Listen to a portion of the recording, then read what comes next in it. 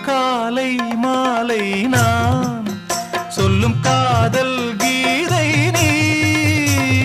காலம் தோறும் தான் இந்த கண்ணன் ராதை நான் பனிப்பூவை போலே வீரல்கள் தொடுமோ தொடுமோ தொடும்போது நாணம் மெதுவாய் விடுமோ விடுமோ சிந்தனையாவும் உன் வசமாக உன் வழி தேடி என் மனம் போக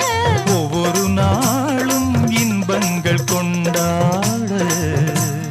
உன்மடி மீது பைங்கிளி வந்தாட கண்விழி என்பது கட்டளையிட்டது கைவிரல் என்பது சிற்றிடு தொட்டது தொட்டது மட்டும்